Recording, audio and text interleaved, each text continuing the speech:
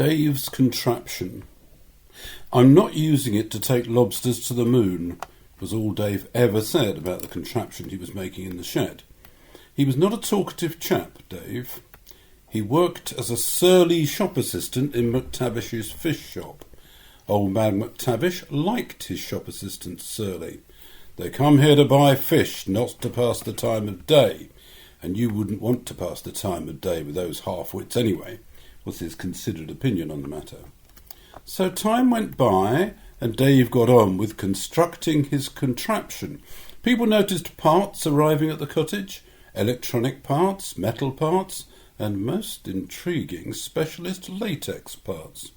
He was buying the best, it was assumed in the village, that a surly shop assistant's salary could buy. Dave had lived in Homely Cottage ever since his parents had died. I remember asking old Phil, who was acknowledged to be the village expert on everything, about Dave's parents. Well, they married for love, as people do. Then they settled down to 47 years of tearing strips of each other. Neighbours could hear their rows. Now, as you know, village folk are fond of knowing everyone's business, but people passing in the street could pick up Dave's dad's opinion of Dave's mum, and vice versa. I have always assumed that Dave is so good at the surliness because of his upbringing, but he has become significantly surlier since he has been in Homely Cottage all on his own. After the completion and installation of the contraption in Homely Cottage, someone overheard a conversation in the cottage, apparently between Dave and a Mr. Day. Old Phil's theory on this was that Dave had been counting out the tablets he was supposed to take for his surliness, some singularly ineffective remedy in my opinion, and he simply referred to the fact that he had missed a day.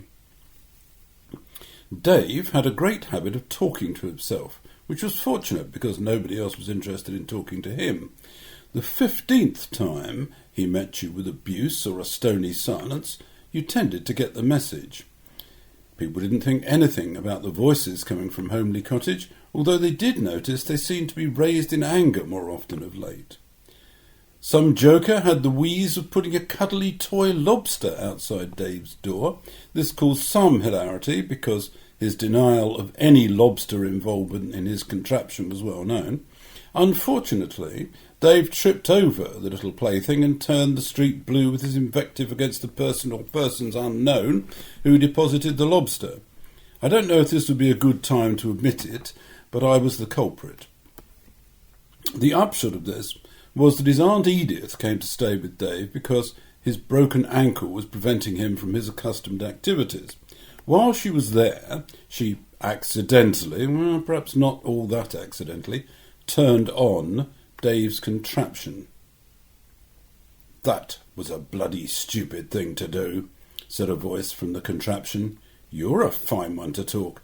If I had £1 for every stupid thing you'd done, I'd be rich," said a different voice. The exchange became more and more heated, and it became apparent that parts of the contraption were capable of landing blows on other parts of it, which then apparently cried out in pain when it did so. So at last we found out the secret of Dave's contraption. Missing his parents, he had constructed a rowing machine.